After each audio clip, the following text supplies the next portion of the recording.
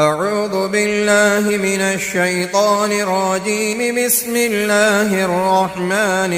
الرحيم.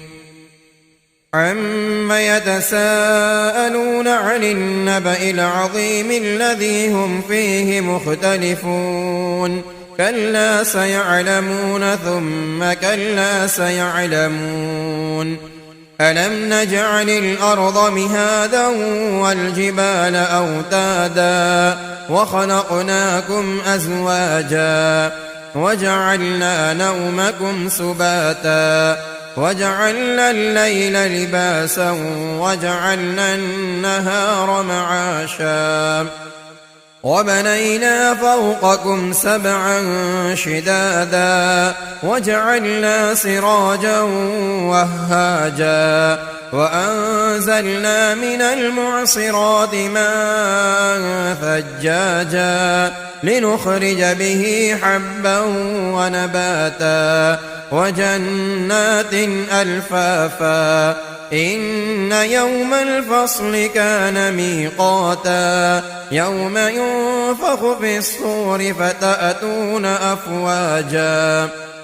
وفتحت السماء فكانت أبوابا وسيرت الجبال فكانت سرابا إن جهنم كانت مرصادا للطاغين مآبا لابثين فيها أحقابا لا يذوقون فيها بردا ولا شرابا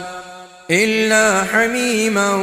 وغساقا جزاء وفاقا إنهم كانوا لا يرجون حسابا وكذبوا بآياتنا كذابا وكل شيء أحصيناه كتابا فذوقوا فلن نزيدكم إلا عذابا إن للمتقين مفازا حدائق وأعنابا وكواعب أترابا وكأسا دهاقا لا يسمعون فيها لغوا ولا كذابا جزاء من ربك عطاء حسابا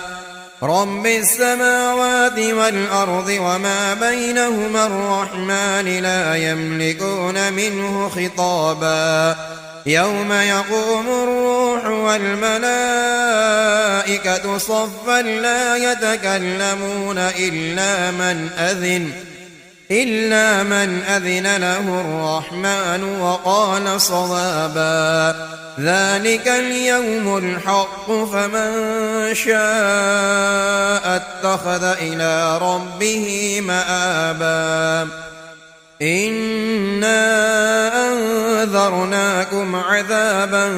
قريبا يوم ينظر المرء ما قدمت يداه ويقول الكافر يا ليتني كنت ترابا. صدق الله العظيم.